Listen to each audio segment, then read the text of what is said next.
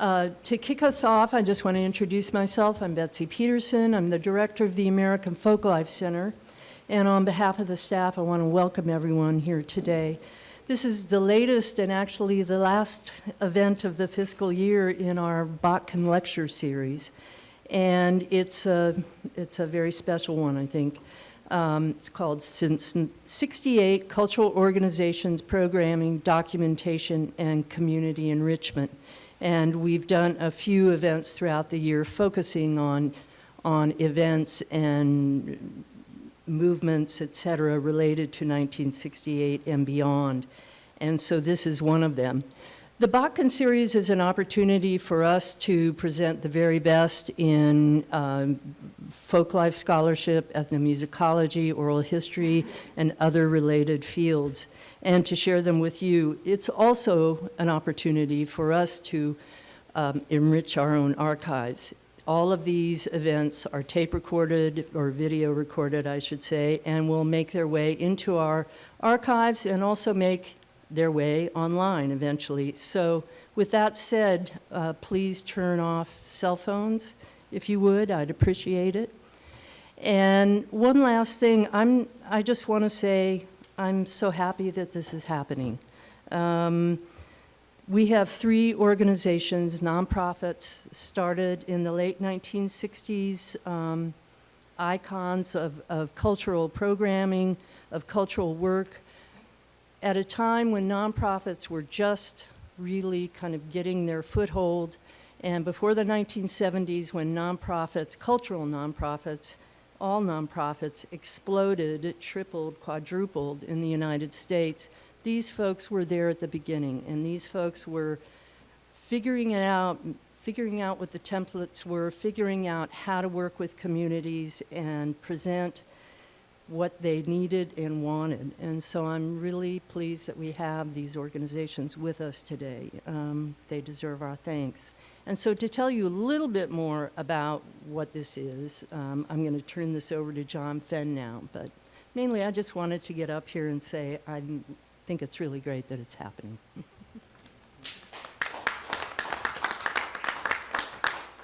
Thank you very much, Betsy. So greetings and welcome to everyone. My name is John Fenn. I'm the head of research and programs for the American Folklife Center at the Library of Congress. I'd like to extend thanks to all of you in the audience, all the staff at the library who are working in support of this event, and of course our panelists. Across these 2 panels, we'll hear from individuals involved with 3 cultural organizations that launched in or shortly thereafter in 1968. Each of these organizations anchored their activities in community, culture, and identity, rooting their menus of programs and services in the places, stories, and heritage that surrounded them. The idea for these panels took shape via broader staff discussions about 1968 and the watershed of cultural activity that emerged from that time. Noting that the Center for Traditional Music and Dance celebrating its 50th year and that Appalshop is getting ready to do the same, we began thinking about the roles of organizations and what they've done in terms of supporting cultural heritage. From documenting to presenting, training to advocating, during the past 50 years, cultural organizations have operated as vital resources and spaces for communities. Such organizations have taken a range of shapes, and the 3 we'll explore today began as an ethnic arts center, a media collective, and a bookstore, CTMD, Appalshop, and Drum and Spear, respectively. The structure of each panel is going to be the same. We'll hear from individuals representing the 3 organizations, move into a facilitated conversation across the full panel, and then spend some time with questions from the audience. There will be a short break between panels at 2:30, and then we'll come back together at 3. I'll now introduce those we've invited to be part of the first panel, and this panel is subtitled 50 Years of Cultural Programming and Documentation, the Center for Traditional Music and Dance, and Appalshop.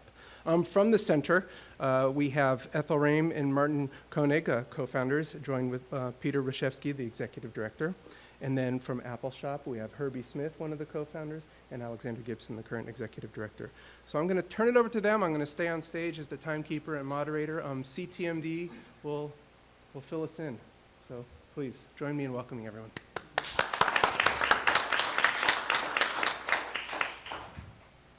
You know, the 60s were such a different time in the States, I guess in the world. But here the whole emerging art scene really started taking off. And it is so different from today. So, for instance, the concept of a Balkan Art Center occurred prior to its technical launching. So Ethel and I are constantly arm wrestling about when the Balkan Art Center started, because there is no specific date that it technically started. Well, yes, there is a technical date, which is in 1973. That was the time that we went to a lawyer and they drew up the papers. But part of that is because even the federal government just started funding the arts through NEA in the mid-60s. New York State started funding in later than that, I believe, or approximately the same time. Folk arts divisions got started even later. So it wasn't on either my radar screen or I think Ethel's anything about that. But the concept of Balkan Art Center started earlier. For me, I went to Bulgaria and the Balkans to do research. I fell in love with the dance form. And basically the first time of the Balkan Art Center, the first stage of the Balkan Art Center was devoted to research and documentation and ultimately presentation and publication, which is what we basically have always done, but it was directed towards Balkan dancing. And for that, I had a 501c3, which was Margaret Mead, the Institute for Intercultural Studies. So it was Margaret Mead who, somebody wanted to give me $200 to help me on my research in Bulgaria. They made a contribution to the Institute for Intercultural Studies, and then Margaret Mead would send me a check for $200. And that happened through 1973. And in 1973, or in 1972, I think it was, the Expansion Arts Program from NEA gave not Balkan Art Center, but the Institute for Intercultural Studies, a $5,000 grant, which was then subcontracted to the Balkan Art Center. And she said, well, you've got to form your own organization now because your money is going to be coming in and you're going to expand your program. So the first stage of the Balkan Art Center was devoted towards dance. And I can say from the very beginning to where it's at now, and I am no longer working with the Balkan Art Center, but I've been on the board all the way through, which is now the CTMD, that it changed in 1970 when Ethel invited me to join her to work with her at the Smithsonian Institution, Festival of American Folklife. And that was where it expanded from dance into communities. And I had been doing 5 years of field research in communities in the Balkans, coming back to the States and meeting with families who were hyphenated Americans here in New York City, and getting a sense of what the communities were here, and coming with the sense where the organization from the beginning was about community, was about building community, was about strengthening community, and the cement of all that was the music, the songs, and the dances. And I think those 4 years between 70 and 75, 74, I think would not be an exaggeration that we spent 7 days a week together, sometimes up to 18 hours a day together, constantly in these conversations, constantly working in different cities, constantly working with different families, constantly being in church basements, constantly in traveling. And the Smithsonian was really that gave us the opportunity, that festival gave us the opportunity to develop a model that was serviceable for the Balkan Art Center, and we took it and we kept going with that model in how to do this work. I think the next stage from that would be in the late 70s, where we started doing some tours and performances with Jewish Italian, Irish, and we'd be asked, Balkan Arts Center, what has that got to do with me? And we've been struggling with names all along the way, and that's when we came up with the Ethnic Folk Art Center. And eventually we came to, still trying to, that didn't quite say it, where CTMD, Center for Traditional Music and Dance, came in. And the next stage, so the stage in the 70s and early 80s, mid-80s, was that it was still dealing with European ethnic traditions. And then there was a change in the terrain that we were able to go and work with all ethnic communities, which is something that we always wanted to do. But the thinking was it could happen at that point. And I think that really represents the center, which Pete and Ethel will talk about, that all ethnic communities were embraced by the center, because the story is basically the same with variations. Anyway, I just wanted to frame it in that way. And I think the other interesting thing about this is Ethel and I are both children of immigrants. And immigrant music, immigrant societies here, we thought in the same way politically with a small p, to embrace and champion those forms. And it is interesting, we were talking last night that nobody really worked with that up until the 60s. So what we did with this organization and are still doing under Pete's leadership is continuing to broaden the scope of what's being done and creating a model, because there was no model for us in the work that we did. And the reason we spent all that time was there was nobody to refer to, and we were creating something. Go ahead. I think that really is a wonderful frame for what we did. I'm just concerned about the time and 20 minutes and going through these slides and continuing. So how are we on time? About 13 minutes. 13 minutes. Let's start with the slides, because the slides really tell the story visually and give you a sense of the communities that we worked with. The first slide, most of the slides are by Martin, who was a marvelous, wonderful photographer, and we were incredibly lucky that he had this skill that he exercised the entire time he was with the center.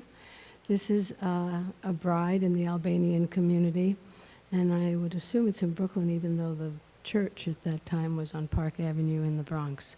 So here we are at a wedding with a bride well covered, and this is dancing. This is probably a circumcision celebration in the Albanian community in Brooklyn. And so the documentation was to really capture life in the community and how the community celebrates itself and how they go through the calendar year. And here's a woman outside, and this might be the Bronx now. It looks like the Bronx. I mean, you have to be from the Bronx to know that it looks like the Bronx. And I'm from the Bronx, and Martin is from the Bronx. And so is Ethel. I said I'm. Okay, and this is Haji Nezai, wonderful singer in the Albanian community, playing not a chiftali, it's the one that's larger, sharki, yes. And so at this time, we're talking about the mid-70s here, through the, into the mid-70s. This is the Banat Romanian group. Some of whom are no longer with us. The middleman is not with us anymore. Zoran Munchai, beautiful, beautiful drummer and person, playing music from the Banat, which was an independent region in the former Yugoslavia. And these musicians, the fellow with the accordion is Čeda Jovanović. He was Serbian. And Maka, wonderful singer. And there is a Vinny Sao, and there's Zoran at the end. They call themselves Crni Biseri. I have to tell you, there were many groups in that community that called themselves Crni Biseri, Black Pearl. And this is Trajt Ristevsky, if I'm not mistaken, a Macedonian piper, beautiful musician. He was a dishwasher. This photo was in the New York Times, and he came in with the photo, and people said, "That's you?" So, I mean, the kind of affirmation that and recognition that the activities of the center did with community people was just marvelous. And this is one of our most favorite people in the world, Elias Kemensidis. He's no longer with us, a Pontic Lira player. He came in '74. Martin and I met him when we walked into a church in Yonkers. And Elias, who is close to 6 foot, his wife, Chrysula, and his daughter and 2 sons, an elegant family, walked into the church. And they were an elegant family, just incredible. He was a marvelous musician, spoke Russian and Turkish and Greek. And here we are with an archival, and was a Heritage Award winner, yes. And here's an archival photo of Dave Tarras on the right playing clarinet. Marty, do you remember which band this was? No. Pete might know which band it was. I don't. Oops. Anyone in the audience? I'm not sure, it might be Irving Gratz on It is Gratz on the drums. Yeah, it is Irving. Okay. And here's Tarras when he was, I hate these words, rediscovered. I mean, klezmer music kind of with World War II and following post-war years, klezmer was not only in decline, it wasn't happening at all. Interestingly enough, it still was happening in small quarters in Europe, which we only found out, in the 50s and 60s. So that was Dave coming out of retirement, and that program really was a catalyst for revitalization, a better word, of klezmer music actually internationally. This is Fagel Yudin, a beautiful traditional Yiddish singer who used to perform on the concerts that we did with Dave. And this is Sabit Shira playing a pisga, Albanian Roma musician, and he and his brother played together. They were marvelous, marvelous musicians, and they were up in Waterbury, Connecticut. And here, this is when Martin talked about the tours, starting about 1981 was our first tour with Italian musicians, and a Lomax Wood, Charitakis Wood, worked with us, and we actually got money from the Italian government to pay the artists' lost work wages, which was wonderful. And these are 2 guys from Sicily, and the guy on the right is from Rhode Island, Angelo. And this is, ta-da, Cherish the Ladies, a very early photograph. Eileen Ivor right there in the middle, Joni Madden right in the back, in the center. And the dancers, and Mary Coogan is there, who played the Heritage Festival this year at Lincoln Center. And this photo was probably just after the concert in 1985. And Joni, who came up with the name of the group, she said, "Ethel, no one's going to come to see us." We turned 400 people away from that concert.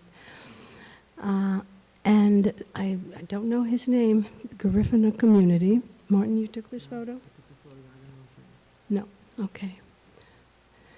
Oh, and this is early Pleneros de la 21, and there's Juan Gutierrez on the right sitting. Eugenia, who's no longer with us, a beautiful dancer, and Roberta Cepeda in the middle on the drum. Just gorgeous musicians, and Juan started his own organization, and his daughter is very active in that organization, Julia. And this is Manny Okenda, and we're at Harbor Festival, which was 1986, celebration of the centennial of the Statue of Liberty. And we programmed 4 stages for over 4 days. And this is Neri Horta, beautiful Puerto Rican musician, part of a group called El Sesteto. And this is our first Maharajan Alfan. Oops, 5 minutes, I better go faster. At Brooklyn Arts Museum. And one of the things that we realized we needed to do, even though it had its own tension, was to be able to collaborate with larger institutions and find venues. And of course, the newspaper would give the institution the credit and no mention of CTMD, but those are the shakes. Can you go back just one quickly? Right, so this is still Maharajan Alfan. These are three brothers from, Kaukabani brothers from Iraq. Yemen, thank you. And this is Middle Eastern Ensemble with Simone Shaheen up there with the violin, and Yusuf Kassab on laut. George, some of those people aren't with us anymore. This is Pedro. This is at El Museo del Barrio, and this is from the Dominican community and part of the Dominican cultural initiative that we did. We did about 12 or 13 of those where we would work for 5 years at a time within a community to help foster and sustain and promote traditional arts within the community. This is Dance India. That was at Hunter College. That's Preeta Singh in the middle. And the next slide is DJ Reka, who had forged this incredible career after this program with SOB and her basement Bhangra. Here we are at Heritage Sunday, Lincoln Center, and that's Nina Paulino on the left. That was part of the Dominican initiative, and this is part of the West African. If I'm talking fast, sorry. That was Sabor, and that was an initiative that went on for 5 years, and this is Vado Diomonde, and this is Lincoln Center Out of Doors, our Heritage Festival. And then this was a time that we were doing a program called Folk Parks, which grew out of our Queens Ethnic Music Dance Festival, which grew out of the Winter Folk Festival and the Spring Folk Festival. And these are Korean artists also at Lincoln Center. This is Thunderbird Dancers, whom we've been working with for probably, 20 years at least by now. Maureen, correct me if I'm wrong. And this is Feruza Yagodayeva, wonderful Bukharian dancer and very active. She ran a restaurant in Manhattan for years, beautiful dancer. And this is Yuri Unakov from Bulgaria, part of the movement of Bulgarian wedding music, and that's Catherine Foster up there on clarinet, Lauren Brody off to the left, and Jerry. Just stay on the slide for a minute, because this is indicative of musicians who come when the community is not here yet, and so they find Americans who play their music, and that's exactly what happened here. So 3 are unaffiliated Americans, Ivan Milev, Bulgarian on accordion. Okay, and this is, 2 minutes. Okay, give or take. I like to give. We'll take. The take. Ramon Ponce Sr., and this is the Mariachi Academy of New York, an organization that was spun out of the Community Cultural Initiative in the Mexican community. And Ramon is now running 3 academies in New York City, in Brooklyn and New Jersey. He's trying for one in New Jersey, one in Queens and one in Manhattan. Okay. And this is our Peruvian Arts program, Pachamama Peruvian Arts. And this is one of the children that participate. And the nice thing about some of the more recent cultural initiatives is that we've started teaching programs, and that is really in response to what the community wants in terms of we want our children to know our culture, and all they're getting is this other stuff. And you can fill in the other stuff yourself. This is music from China, Susan Chang there on the left, whom we worked with and also did a sharing traditions program with. And there's Zhao teaching kids play Yangqin, and at Woxing Center, which is another Chinese initiative in New York City. And here we have Los Macondos, Colombian, and that was probably our 11th or 12th community cultural initiative. And this is Maurice Kenyatta, a beautiful drummer and beautiful person, very active in the Colombian initiative. This is Frisna Augustine, a Haitian drummer who also won a National Heritage Fellowship many years ago.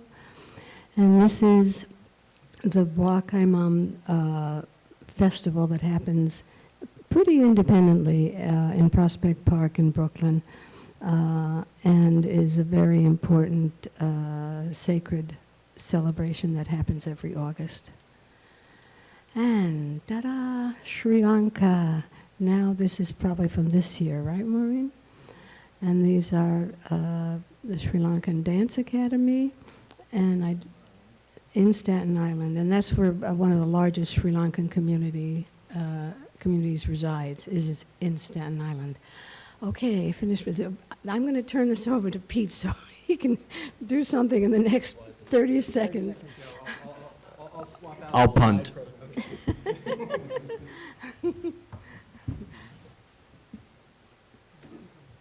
Oh, no, I do have some time. Okay. Well, I don't have too much to offer on top of that introduction, other than every day we really feel in the office that we're sort of walking on the shoulders of giants. Of the two individuals to my right, who's the things they had to build from scratch, we sort of take advantage. And I can't say we take for granted, because we do remember, but it's just remarkable how a lot of things that we do every day are really the same kind of things, the same kind of conversations, the same issues you were dealing with 50 years ago, 40 years ago, 30 years ago. We're doing it today. We have new tools to work with.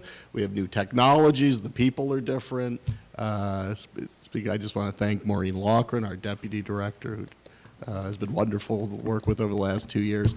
But Maureen and I are having a lot of the same conversations every day that Marty and Ethel had 45 years ago, and it's a pleasure. It's a real privilege for us. So. Great. So thank you, CTMD. We're going to pivot to Appalshop, over to Kentucky, and then come back together and cover some of those overlapping questions. So I'm going to turn it over to Herbie Smith and Alexander Gibson. You guys are going. I agreed to be first since I'm 66 years old and Alex isn't. It creeps up on you, though. It creeps up on you. So in 1969, I was a senior at Whitesburg High School, 17-year-old student. And this guy arrived in our town. I think the sign said 1,400 people at that time. It's kind of a small town. And he had this filmmaking equipment. And we were just like fascinated, what could we do with this stuff? It was more about learning the technology than anything else at first. You ever see any kids that never been around a computer and then they get a hold of it and then they don't see what they can do with it? That's kind of the way we were. And so it turns out there was this outfit based in New York City that had sent this equipment our way. It's called Community Film Workshop Council. And it had been started by the American Film Institute, which had been started in the offices of the National Endowment for the Arts. So we were like 2 or 3 steps down from the beginning of the Arts Endowment, which I think started in 65. And I think AFI was 67 and we were 69. And but we kind of had, they had this idea of vocational education. And there was a realization that the range of people behind the cameras was too narrow to represent the country, right? I mean, we've got a big country out there with a lot of different people in it, and there was a very narrow slice of that population that was in the production rooms, recording sound, shooting the cameras, editing, all of the work that it took to make the films were mainly urban people in big cities. And we were in this small town. We tried, okay, we got this equipment now. What can we do with it that's different from what those other people were doing with it? And of course, one of the things that became obvious right off the bat was that we felt like somehow the television portrayals of us were wrong. Like when Appalshop started, there was Beverly Hillbillies on the television, Hee Haw, Green Acres, all of the Hollywood stuff, Little Abner, all the cartoons. And there was just an open ridicule of our people in the media. And so we thought, well, we have a job to do. We got to set this right. So so they started calling it Community Film Workshop Council of Appalachian. We said, no, we'll call it Appalachian Film Workshop. And then we did that for a few months, and then we said, that's too long. We'll just leave out the action, the film, and the work. And we'll call it Appalshop. And that's what we did. And so we formed our own little board of directors, and then sure enough, so what had happened was Community Film Workshop Council was funded by the Office of Economic Opportunity. So who's got that? Office of Economic Opportunity, OEO. Y'all have heard of that? So it was the War on Poverty. It was the agency created by LBJ to spearhead the War on Poverty, right? And so start thinking for a second. We started in '69. LBJ's not the president anymore, right? Nixon's elected in '68, takes office in January '69. Well, they start putting pressure, the Nixon administration, on Community Film Workshop Council in New York City, saying, we are okay with the vocational education side of this, but this community-based expression stuff, we don't like. And who knows, they might be making films against strip mining, or they might want to kind of like have mine safety, or they want to prevent black lung disease, or all this other stuff that they'd be making films about. So Nixon administration wasn't going to have it. So then we split off with the New York people. We said, we'll just go our own separate way, which we did in '71. Anyway, that's kind of how we started. It was kind of a wild ride. But we were pretty political right off the bat in the sense of knowing that we were in a tumultuous time, people getting killed, cities going up in smoke, Vietnam War, and we felt like there should be a voice from the coal fields of Appalachia, and we tried to be that. Yeah, and I think there's a couple other unique pieces of the beginning of Appalshop. My name is Alex. I've been with Appalshop for about 4 years now. I come from Eastern Kentucky, from tobacco country, which is about an hour and a half, probably 45 minutes away from Whitesburg if we could sprout wings. But because the way the mountains go, it takes probably about 2 hours to get there. And it's tobacco country instead of coal country, which doesn't seem significant if you're not from the area, but it's pretty big, culturally different sort of thing. There's a couple other pieces about Appalshop's founding that I find unique, because it's been here for 50 years. So when Appalshop moved in, and Herbie mentioned, if I forget something, Whitesburg had a pretty strong economy. It had U.S. Steel, it had RC Cola, it had Coca-Cola. Am I forgetting anything else big? The schools are the biggest employer problem. The schools, and all that except for schools is gone now, and Appalshop is still there.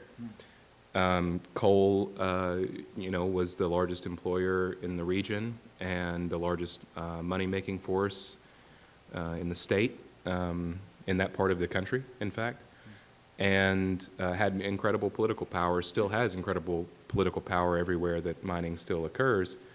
And Appalshop, the plunky artists that don't really impact the economy, quote unquote, grew while everything else shrank.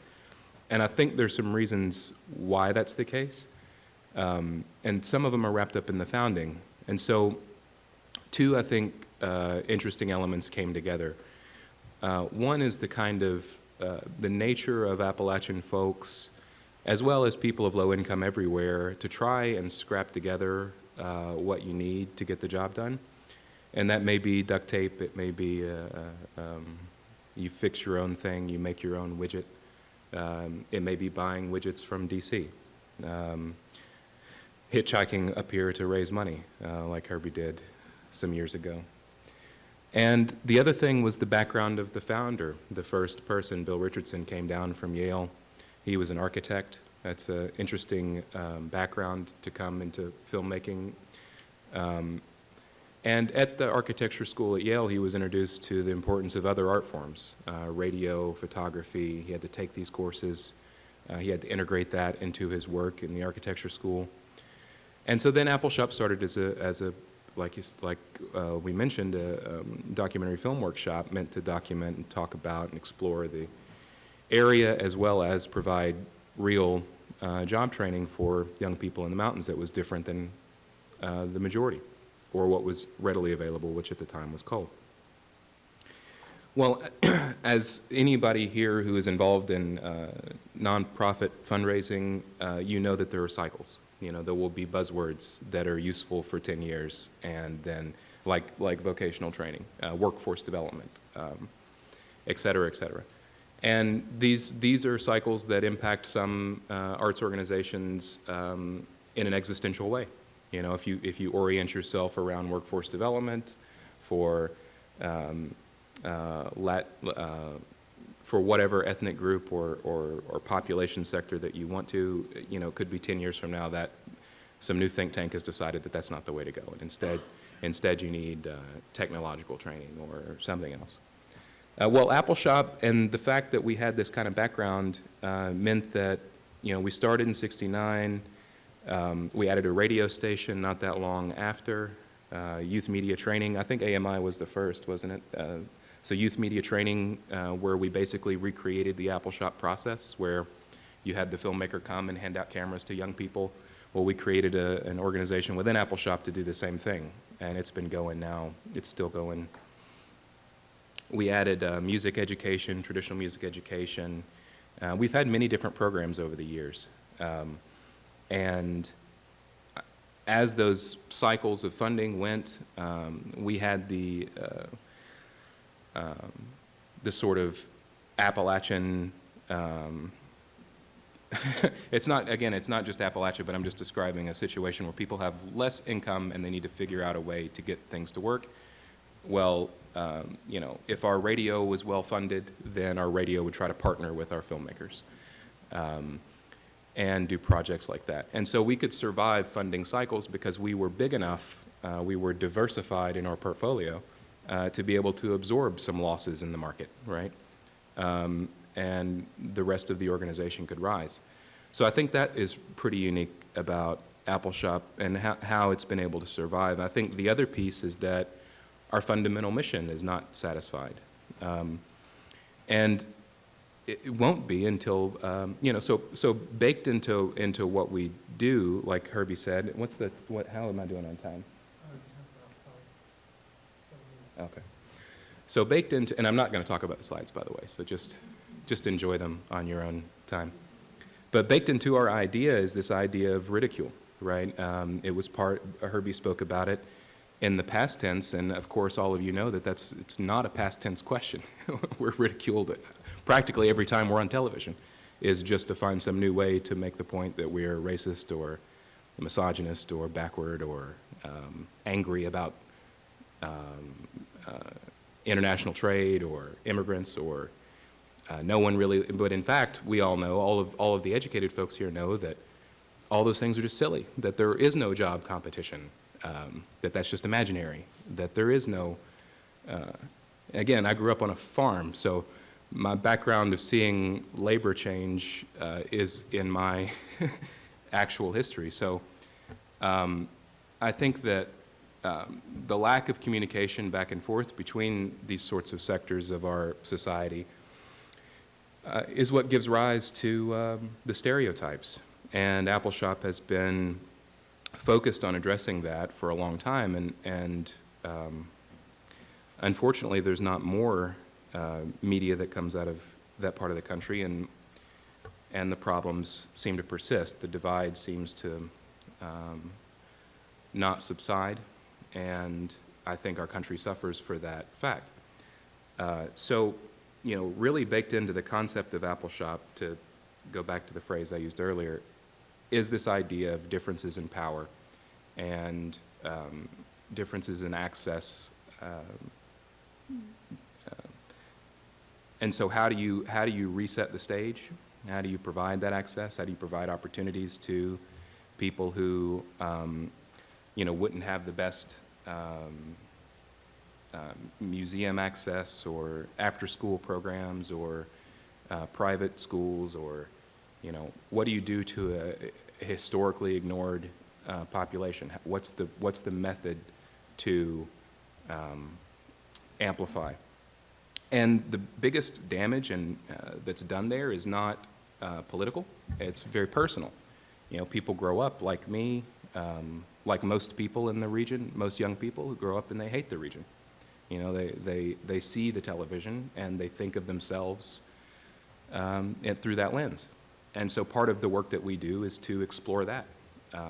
And so you'll see people at the end of, we take young people and we give them that youth media education program I was discussing, and you'll see them go through the process of thinking about the region, debating the region, thinking about their place in the region, and then sort of coming to some sort of cathartic moment at the end. So all these things, the problems still persist in a similar way, caused by similar problems. And part of Appalshop's work, the final piece that I'll mention that I think adds to this, and then I'll pass it back over to Herbie, is a very early understanding that our problems shared commonality with poor folks across the world, and particularly communities that where extraction takes place. But it's not limited to a sort of mineral extraction. But it's the idea that in order for economic systems as we currently understand them to run, they need to be fueled by low-cost labor for minerals that can then turn into second-order products in some urban center or manufacturing place, and then maybe into a third or fourth-order product and sold. Well, we're the first, right? We're the first line in that. We're the coal, we're the timber, we're the... and so bauxite in Jamaica, right? Coal in Wales, gold in West Africa, diamonds in Central and East Africa. I mean, the nature of extractive processes, power, and then the people that extract is almost identical everywhere. And it depends on, it seems to be the limit is what is the company allowed to get away with? And that's the point that they'll go to. That seems to be my experience. And so Appalshop, understanding this kind of commonality, put us into a much bigger partnership pool than we otherwise would deserve given our location. So we have partners all over the world of all different ethnic groups. And that's really been an informative process to our work, and I think has helped keep us agile and current. And again, I feel very similar to Paul, is that right? Pete, sorry. I feel very similar to Pete, that, I'm here talking about stuff that other people around me have done. And so it's a very humbling experience to be in the presence of people. My first encounter with Appalshop was 16 years old. I was at Berea College in Kentucky for a summer program with Upward Bound. And people were so familiar with this self-hatred of the Appalachian young person that we did this entire week of education on Appalachia. And it was, okay, what does Appalachia mean? Let's do a sort of in-depth, let's look at this construct, let's look at the geographical region, and does the geography match the culture? And so then where's the cultural region? And what are we talking about when we talk about Appalachia? Are we talking about the New York Appalachian Range? Are we talking about the southern parts? Are we talking about Georgia, Birmingham? What does this mean? What's this concept? And so that week was a sort of deep dive, and you could have, that week was called something like Appalachian Orientation Week. It could have been called Appalshop Orientation Week, because it was Appalshop film after Appalshop film after Appalshop film. And, you know, in that region, there's really not a lot else. So, like Herbie said, there's a lot of negative media, and it was the first time in my life that I was asked to think about these complicated questions about the region. And then by doing that, I was sort of able to go outside of myself and look at the region as a constructive part of an economy, a constructed part of an economy. That sort of eye-opening, I think, is what a lot of people go through when they go through Appalshop programs or when they're exposed to our materials. It's to think broader than your background and to explore these really difficult, complex projects, to tell stories that amplify, educate folks around us. And I'll pass it back to Herbie now for the final little piece. I wanted to just say a word or two about the importance of scholars in our work. You grow up in a place and you know certain amount of, you know, you get some stuff by osmosis, right? You learn it from your brothers and sisters and cousins and aunts and uncles and grandparents and, you know, just the network of friendship and kinship in a given place. You find out some things about a place. But then there's a whole bunch of stuff that you don't know. And we began to find out that there were people who were like going back and reading all of these documents, like when the deeds got signed over and how did the coal companies ended up with the mineral rights and how did the building of these towns happen and who's owning the place. And for us, we were like, whoa. And then there was a guy named Archie Green who had just written a book a few years earlier called Only a Miner. And Archie came into Whitesburg, and he's like sitting down with us and talking about how we had to like listen to those scholars. And we were like, they don't know nothing. They got it all wrong, Archie. And Archie says, hold on a second, Herbie, just go slow here. And I remember we were visiting a small college in the region, and there was a folklorist there. And the folklorist said something about, Archie, why is it that you're always intervening in these processes, that there's a natural process that happens as traditions change? And Archie says, what are you talking about? And he said, well, there's two buck deers fighting in the woods. Are you going to take sides with one or the other? And Archie said, if the wood's on fire, I'm going to go out there and try to put the fire out. And that's what we thought we were trying to do. We're trying to put the fire out. Thank you very much. So, round for all of our speakers.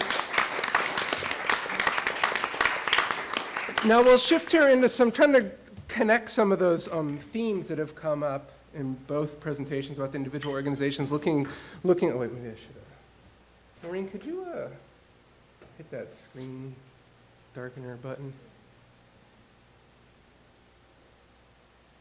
That worked seamlessly before. Yeah, Terry gets time to show up.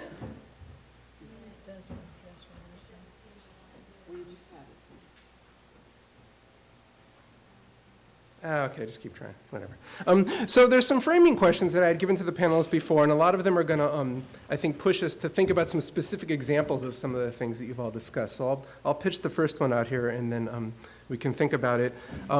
So looking back over the past 5 decades, how has either organization shifted activities in response to changing cultural environments? And I think as you were going through the decades, Ethel, some things were kind of buried in there as you guys were pivoting, and I'd like you guys to think about that too. So who wants to go first? Who wants to take that one? Well, I could just say that I'd be interested Ethel and Marty on this, what they have to say, obviously. But, you know, we just did a series of programs back in New York on it was the 50th anniversary of the Hart-Celler Act, which changed immigration patterns in this country in a fundamental way. And I think now almost half of Americans can directly relate their family narratives to immigration stories to that act, which changed immigration from being basically just from certain parts of Western Europe, or if you had family members who were already in this country, it opened up the immigration to the hemispheric quota new hemispheric quota systems. So all of a sudden you were seeing people come from places in large numbers that you hadn't seen before. So like, for instance, the Balkans, and then, you know, expanding out from there. I don't know, Ethel and Marty, does that sort of resonate with you? Was there something new going on back in the mid-60s, immigration-wise, that inspired your work?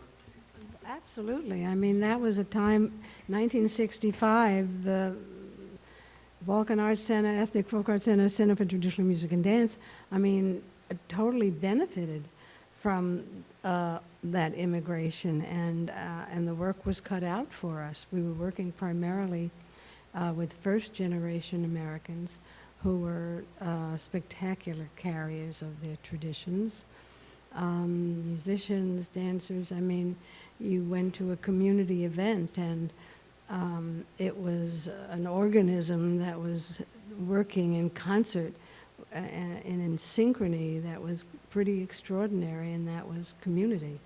And the biggest changes that I see really is working with second, third, and fourth generation immigrant population, as well as new immigration is still happening, and as immigration is one of the top issues in the world today. I mean, the amount of displaced people and transference and population movement, I mean, I don't think there was huge movement, of course, after World War I, and I don't know how that compares to this period of movement to that, but it's huge. And people need to be grounded and be given the opportunity. And so issues of access are across both of our organizations.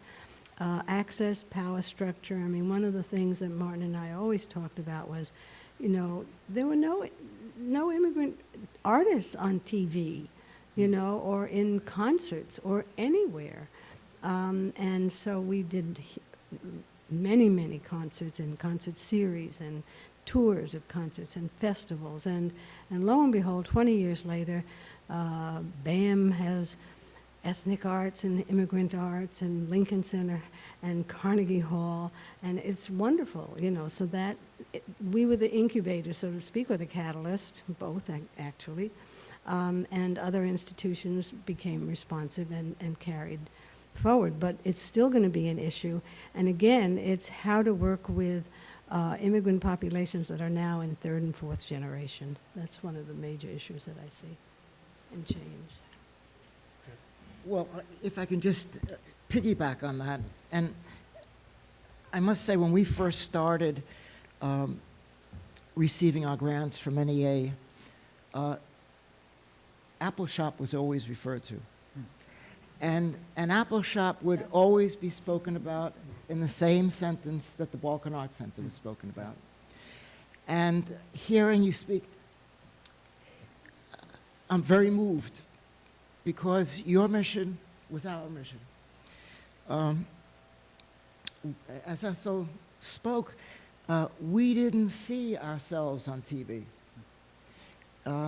We didn't hear our music on the radio. That's very difficult now, because now you got world music, ethnic pop, you got all these forms out there. It's very fashionable to go into a club and you hear music from around the world.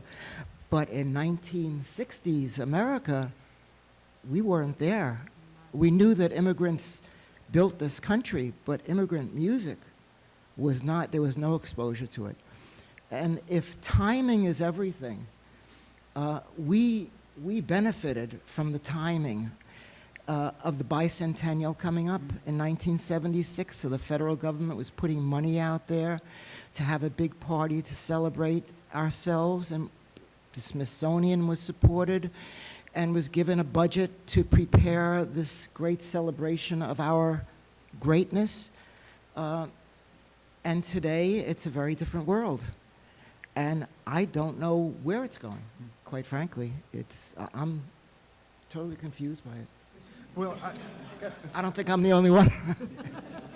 I would also like to say You're in that good company. we've been a distant supporter, if I could say the word. I just have always admired what work y'all have done. And, you know, it's a big country out there. And there's, even within the Appalachian region, there's a lot of diversity that doesn't go recognized often.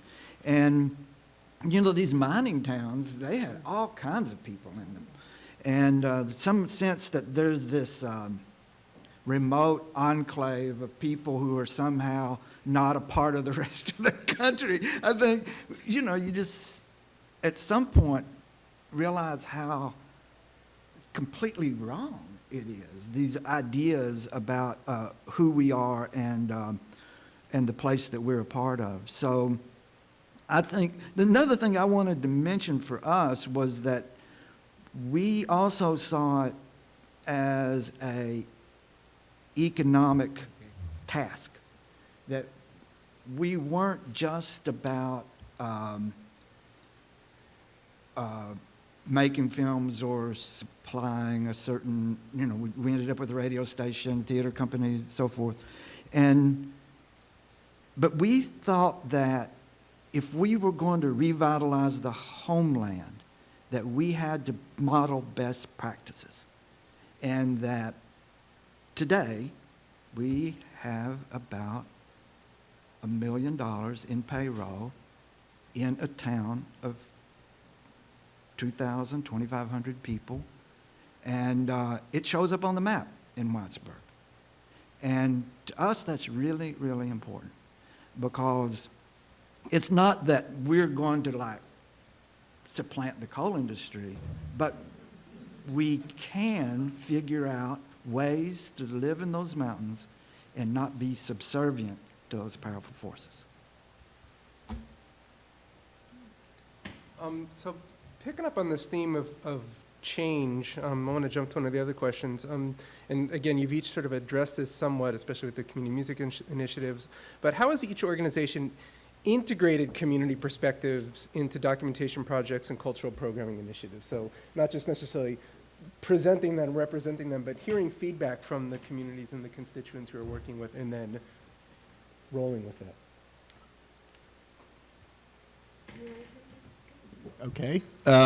Well, all of our programs at Center for Traditional Music and Dance, I mean, all of them are really based in creating a process for a dialogue to happen between the organization and different immigrant communities, or, you know, whatever sort of community we're dealing with, usually immigrant and ethnic communities. And so for most of our projects, we have, you know, we don't just jump in with programs and documentation. We're doing, you know, 8 months to a year of field research. So folks on our staff, or we work with consulting folklorists and people who've done work in the community. You know, that's usually the way we find out about what's emerging in different communities, and you know, as well as a lot of research. You know, with, you know, looking at, what the New York Times is reporting on different communities, looking at census statistics and things like that, finding out from our friends what new restaurants are out in Jackson Heights and things like that we should go check out. But, you know, it's really, you know, we're spending a good deal of time really, ultimately meeting with community members, interviewing them, finding out what's important to them, finding out, what scholarship's been done on a particular community. And then once that sort of baseline research has happened, we create project committees. So we've had these community cultural initiatives. Now we've rebranded them as a program called Sustaining Cultures, but it's very, on the same theme where we have bring together groups of anywhere from 8 to 12 community members who are meeting regularly. And so the curation of the programs, the identification of what needs to be documented, how it needs to be documented and disseminated, that's really it's coming from the community members. And we provide a toolkit because we've done this work in 15, 20 different ethnic communities.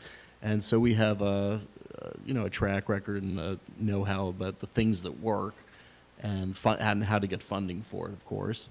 But they're really telling us, how to kind of direct those resources. And that's what's wonderful and the greatest pleasure of the work. I mean, when we put on a concert, the concert is just the tip of the iceberg. It's really what underpins that is often years of research, years of building relationships with community members, and and Marty and Ethel and I often talk.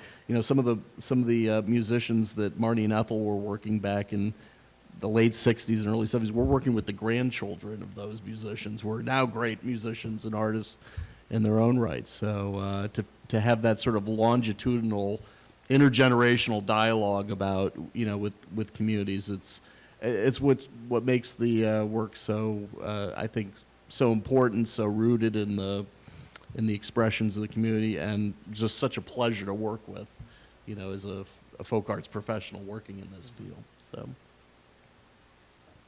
Well, one of the things I would say is that Appalshop is largely an organization of people who are making things. So there's filmmakers, there's people who are producing radio programs. We have live DJs that broadcast 24/7 on our radio station. We have a theater company that's producing new plays.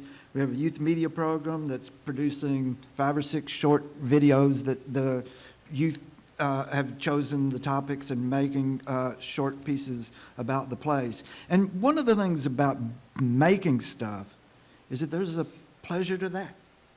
That it's kind of like the guy at the foul line. You know what he really wants is the pleasure of seeing the ball go through the net. You just like, I pulled it off. Undertook this hard thing. The crowd's yelling, and you're kind of like trying to win the game. But what you really like is when the ball goes through the net, and you're like, I did it. I was able to accomplish something that was difficult. Now, that has to be in the context of some community support and blah, blah, blah, in response to you.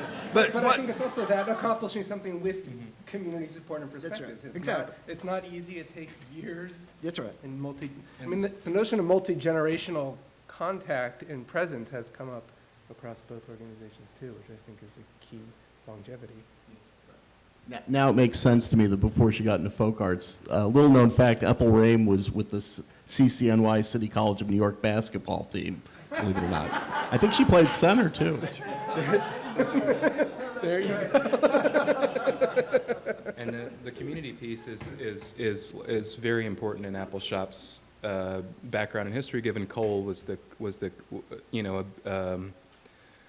a big force. I'm trying to think of a good metaphor, elephant in the blah, blah, blah. You get the point. It was big. It's big and important and powerful, and it was the context for a lot of our work. That sort of thing, as well as growing up, the color I am and the place I grew up, made me think quite a bit about the concepts of community. And that's sort of what I meant when I was saying, how do you draw Appalachia, right? It's an interesting question. Are the coal companies part of our community? We've integrated their perspectives. It doesn't mean that we agree with their perspectives. And that's true across the board. So, is racism part of our cultural heritage in Appalachia? Yes. I would say it's also true in D.C. But that being said, it's part of our cultural heritage. Women leading and women being kept from leadership, both of which are part of our cultural heritage. And we'll have people that we work with who hold beliefs that we don't necessarily agree with. And our question, the challenge for us always is, okay, if we're going to address a particular topic, we're not going to pretend that these people don't exist. And further, we're not going to create a documentary where the purpose is to be God and tell you what to think and believe. Nor are we going to make a documentary that ridicules our own people. So how do you do all those things? How do you get a sympathetic cull position into a piece without cutting them up and making them look foolish, and then creating a piece that's honest to the region?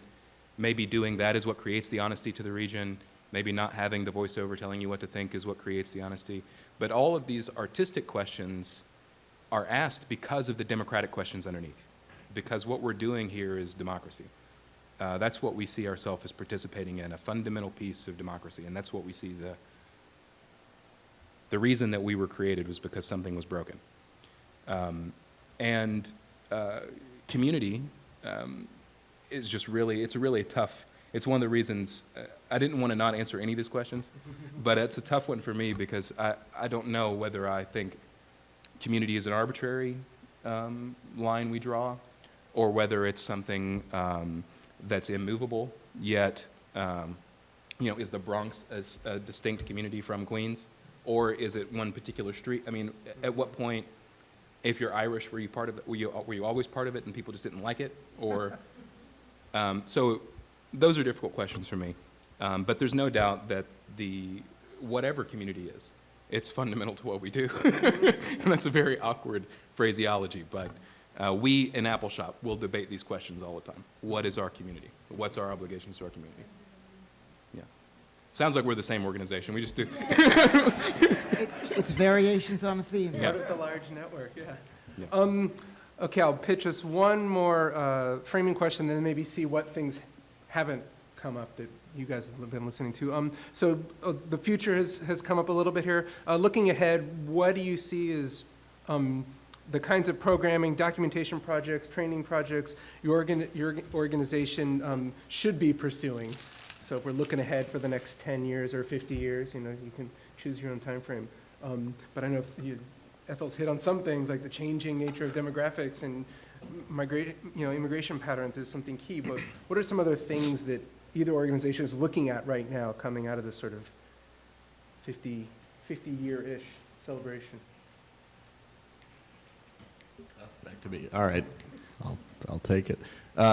Which reminds me, actually, Ethel always, poses the question. You have two ways to learn to operate in the present, in your own present, and plan for the future. One is you can forget the past, or you could actually learn about the past, and that doesn't mean you live your present and build to your future in a backwards-looking way, but you can use it in an informed way, and we find that creates a rich creativity to draw upon for the future. So I think the things that, what's wonderful are the things about that Ethel and Marty and other folks, like at Appalshop who built these organizations and across the country, folk arts organizations like us, they built a process that grows and changes, like the U.S. Constitution, the things you hear about that. But it really is a process and a model that, it's very malleable into the future. So, I mean, CTMD will continue to do a lot of field research in communities. We will continue to create dialogue with communities, community members, and that dialogue might involve different technologies and things like that, but we're still going to be talking, okay? We're still going to be doing public programs. We're still going to be doing documentation of those programs and finding innovative ways to disseminate that documentation, in ways that, serves the community and serves the goal of creating inter-community dialogue and things like that. So I don't know. I think it's hard to project. I mean, a lot of what we do is we plan. And Maureen and I we plan or have planning meetings all the time, and then something happens in the world, and we're riding the tides that everybody else is. But I think we'll continue to do more and more partnerships with small and community-based organizations. Some of those organizations we may have started 20, 30 years ago, and they've created their own independent paths, and others are, newly emerging. I think, with technology, there's, new and better ways to engage with community members and the general public, new ways to disseminate archival materials.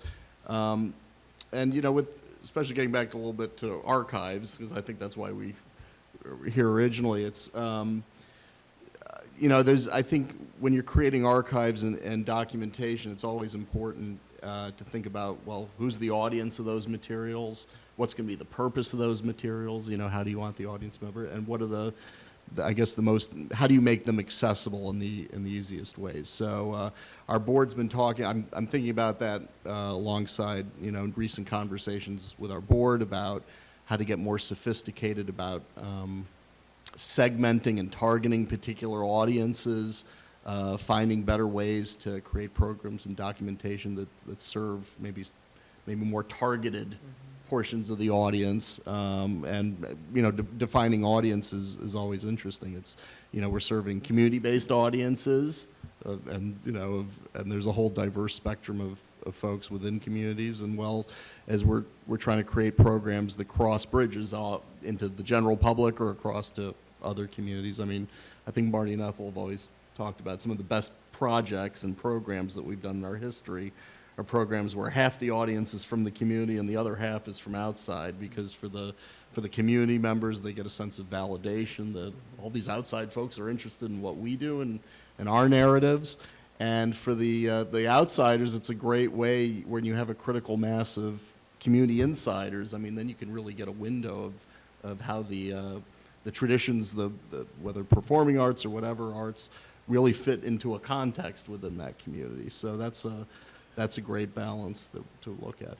But, I think, looking even farther down, I think there's some really interesting things with media technology, augmented reality. Now we have the technology, and a lot of you probably have apps on your phone where if you hold up your cell phone to something being played overhead, it can actually identify the song. Well, it doesn't take too much to connect that to, well, you can put lyrics attached to that. So if you're watching a performance of Albanian music in a club in the Bronx or Tirana, you can hold up your cell phone and all of a sudden get a live translation of the lyrics and things like that.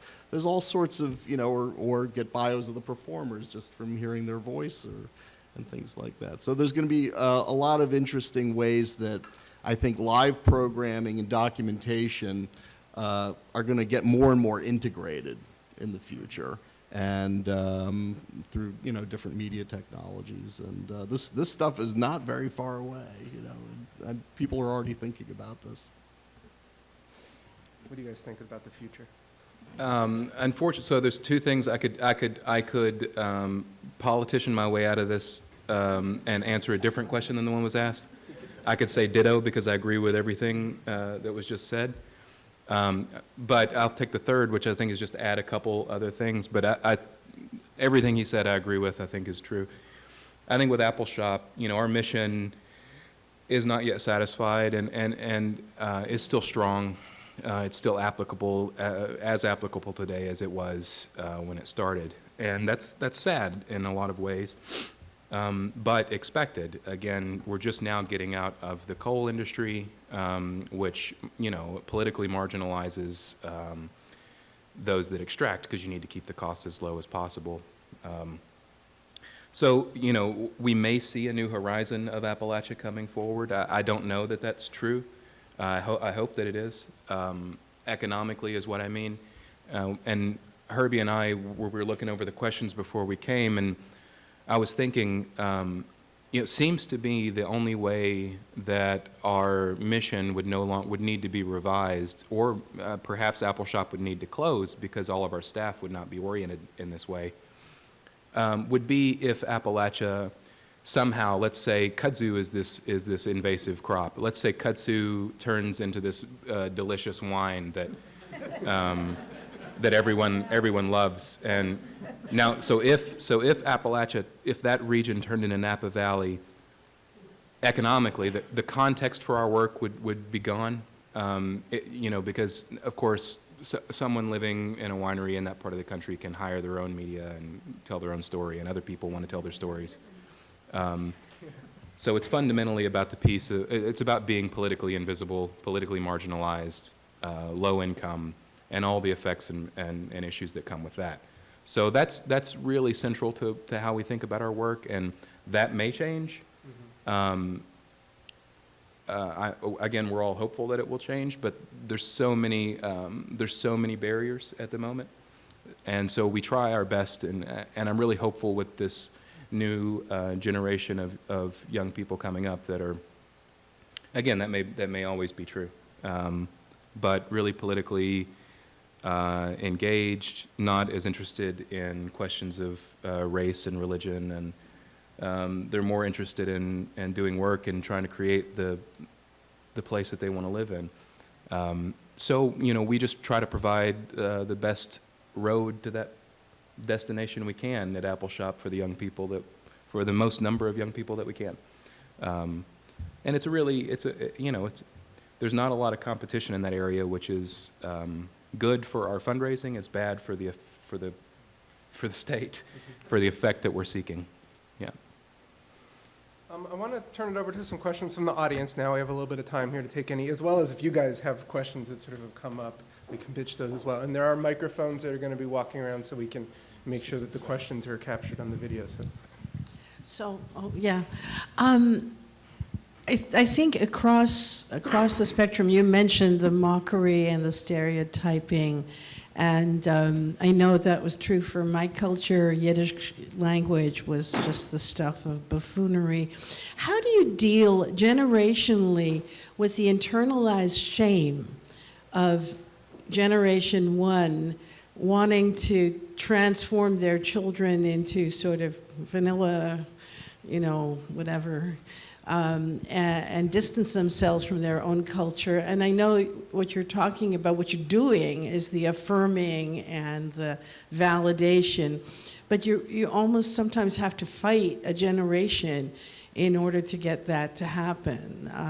So that's my question. How do you do that? Or what do you think about that? Well, I think it's the deepest, most enduring challenge that we have in the Appalachian region today is how we free ourselves from this internalized oppression and the sense of having to apologize for who your people are, how you dress, how you talk, how your family makes a living or maybe draws food stamps or whatever it takes to survive in those mountains. Often there's, with the survival, a sense of failure often. And I want to get past that. I really do. I think this sense of, I think if there is a consistent goal for 50 years at Appalshop, it's trying to deal with that.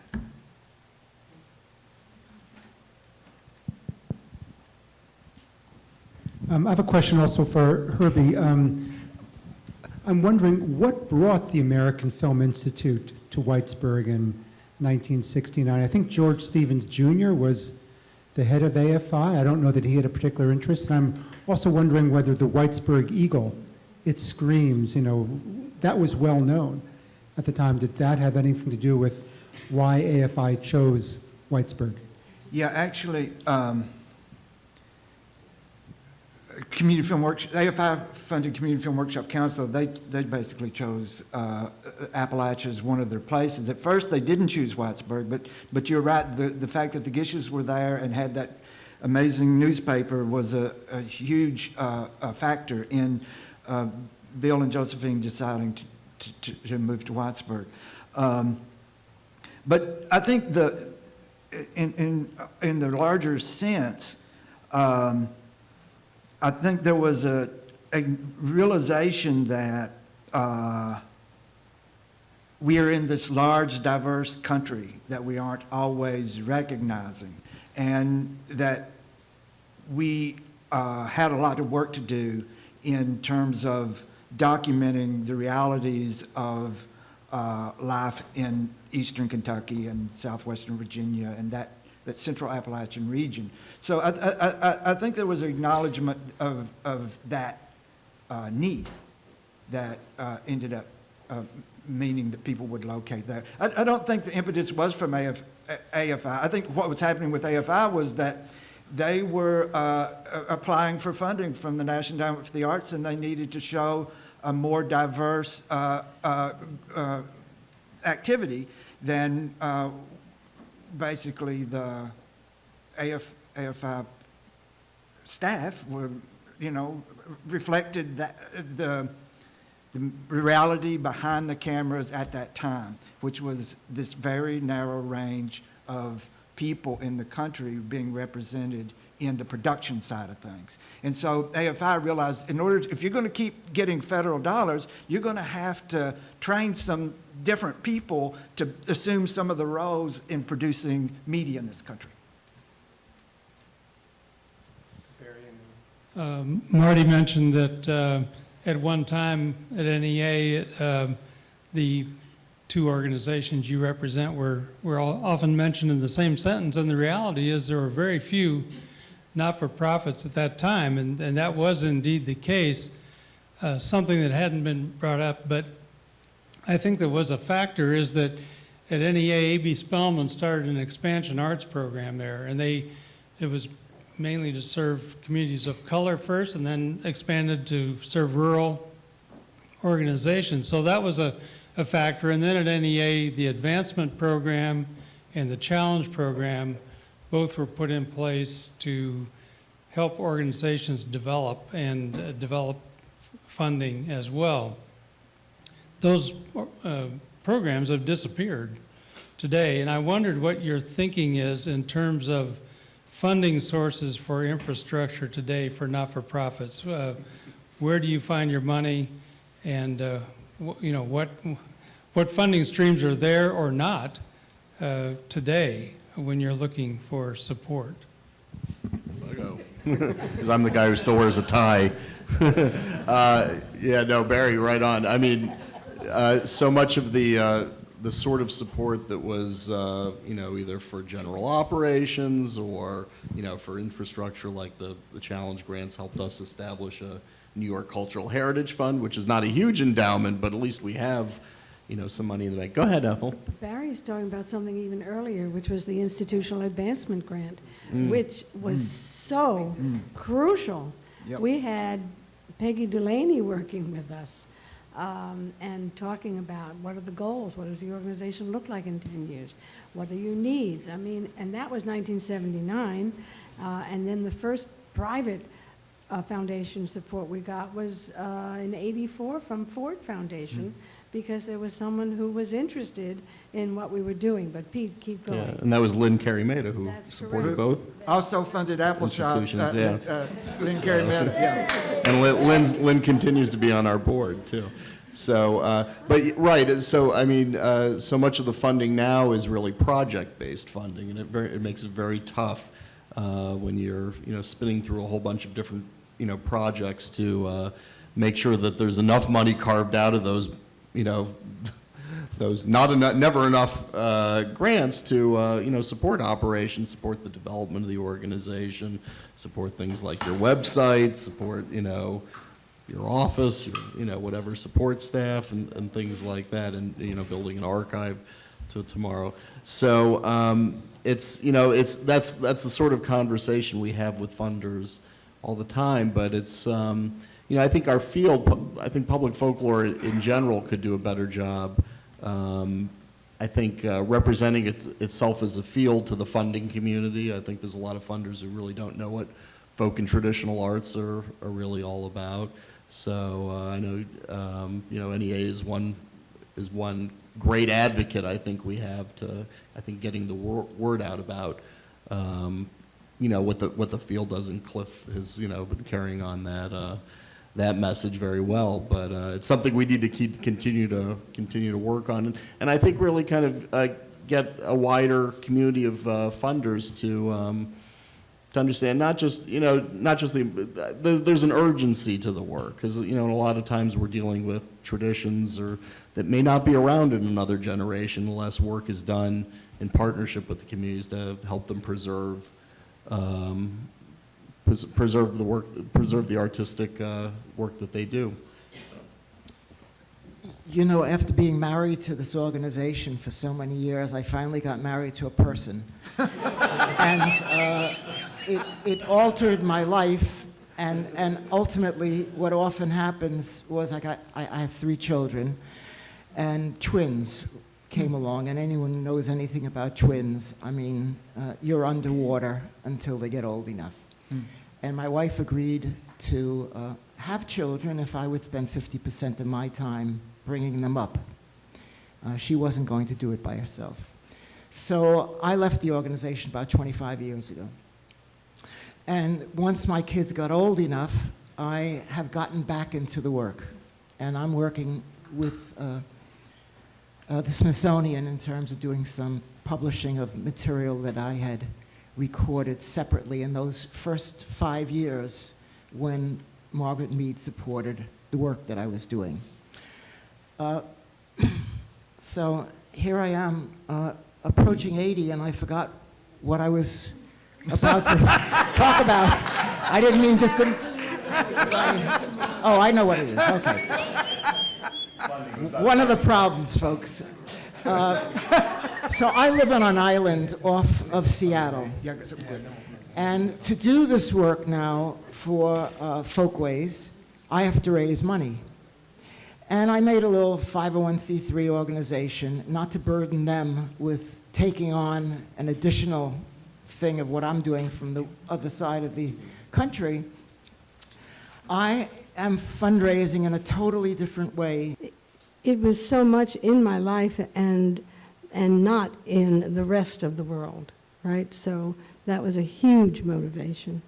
You know, when people start writing my bios now, they say, she was at a meeting at the Newport Foundation, and she said, it was a wonderful festival, but I didn't hear any of the accents that she grew up with, that I grew up with. And it's true, I didn't. You know, so that was a big piece of my motivation, was to really get that kind of representation and get that access for those communities that was so hidden, and now less hidden for some. I'll say something pretty quick. I had occasion to travel into some coal mines in Russia, and what I noticed was that it was like the 1950s in those Russian coal mines.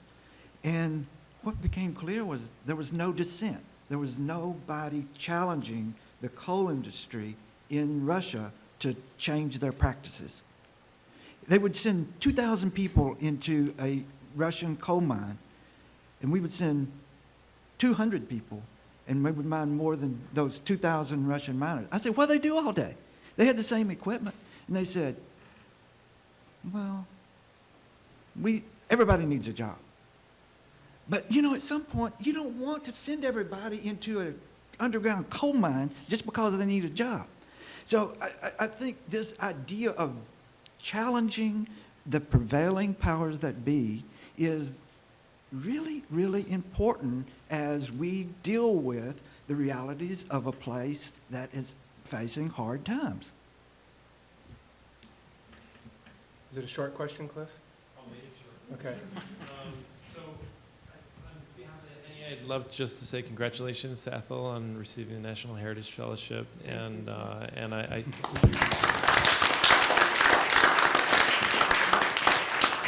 and in watching the slideshow, seeing the number of National Heritage Fellows that you've advocated, that your organization has advocated for over the years, really is a testament to your incredible work on behalf of others. So thank you for that. I would say, you know, just to add to what Barry Burgee mentioned earlier, people still name check CTMD and Appalshop at the NEA when they're talking about organizations that they aspire to be like, right, in the traditional arts. And it gets me thinking, you know, I wonder, 50 years in, right, you could, if you were building, you could be on the National Register of Historic Places. And, and so... I don't want to be a building. So, right. So how is it, right, so there must be a perception, if people name check you, they have a perception of what your organization is all about and how you work and who you represent and how you do it.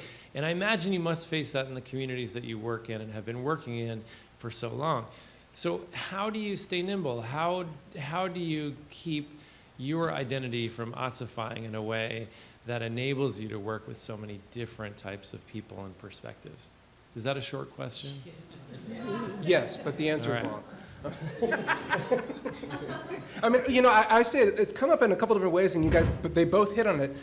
The founders established a process for working with people, and I think that process has allowed agility, is what I've been hearing across the panels. And so it's not like you set out with a blueprint of you're just going to do this, and you do it through thick or thin. Right, right. Well, I mean, luckily, there's been no shortage of new communities moving to New York City and great artists that nobody knows that may be driving taxis or working restaurant shifts late at night or tending bar or, you know, doing what we've got, you know, some wonderful artists who are grave diggers, you know, during the day. And so anytime we start worrying about that, we just open up our eyes and ears and realize that there's just more and more folks who are continuing to come to the country, coming to the city. But, you know, also, you know, the organizations are adapting. I mean, some of the artists we work with now, they're way more sophisticated with social media than anybody on our staff is. I mean, and so I think the dialogues that get created with the artists and the community members, I mean, they're the most invigorating thing we can do as an organization, is just have those dialogues, because it's through them that we find out about great new ways that they're applying their artistry, things that are changing in the communities that we never imagined, you know, how a lot of the communities are really, it's very much post-diasporic, I guess, or however you want to call it, but they're not just, they're no longer separated from their home communities. There's very much transnational and things like that. So I think it's, I mean, as much as we're creating a lot of these programs, we're benefiting from the creativity that's already there and already existing in these communities, and we're, you know, trying to channel that into, you know, in ways that we hope serves the community and serves the greater public in creating dialogue. You guys have something? Yeah, because of the work that folks like Herbie and the founders did, you know, Appalshop, when it puts out a call for a new job, gets applications from all over the country. And so we were able to get a lot of people that help diversify and rejuvenate our practice. One example of that, and that's part of the process. And the other thing I would say before I give the example is that we've always had community members. We've never had a professional board. It's always been a mix of workers and community members. I think that's been really important. Our current board chair is a longtime advocate for justice in the region, and so she's also never worked at Appalshop. So it's very interesting. And her brother also works now with Appalshop and is very conservative. And anyway, so it's always been an interesting balance. So the example I'll give is that we have a person who came interviewed for a community development job, and his job was to go around and organize. Basically, I didn't give him the title organizer because that title makes me nervous, but fundamentally that's what he's doing. And it's in this context of wealth and power and control and new future, and where's coal and where are we, and are we deciding, and can we partner in new power structures? Can we create new economic linkages? So during the interview, the guy struck me as perhaps having some challenges. Now, we had a lot of interviews for this. He came from Connecticut. He was very different. He had things on his elbow patches, you know, like professors have. He had a doctorate in organizing. He quoted Saul Alinsky all the time. And he opens his meetings by saying, I'm a communist Jew from New York, and I'm here to work. And then when he's challenged on it, he says, well, that's not true. There are no good communist parties in Kentucky. He's been incredibly successful as an organizer in the region, incredibly successful. I think he's more well-liked than most anybody, and by the community. And that's how he opens up his meetings. It's interesting. But Appalshop, by continual, you know, bringing in new people, like I said, we don't pay them enough, so at some point they go off somewhere else. But that's been the way that I think we've most been able to stay agile, is the integration of new people with new ideas, and the particular mentality of Appalachian people, which, again, if we got into a big discussion of racism, I could go into, but fundamentally there's this kind of, you know, you prove yourself to me through time, I can count on you, you show up when you say you're going to show up, you're good. versus this initial, I haven't seen someone like you before, you have things on your pockets, now you need to show up a couple times before I trust you, or maybe your skin's too dark, or maybe you're a woman, or maybe you're a Muslim. So these are the challenges that, that we face, but I think that's how we've been able to maintain agility, is one, in the structure, and then two, in the recruitment of new and interesting people that bring different approaches. And I must say, we did realize as elders that we had to stay out of their way. Most of them have realized that, yeah. Yeah. Well, on that note, we're going to get out of the way of the next panel, so I want to thank you all. And I'm going to suggest we'll start the next panel 5 minutes later than we planned, so it'll be like 3:05, just to give people time to reboot and refresh. So thank you very much.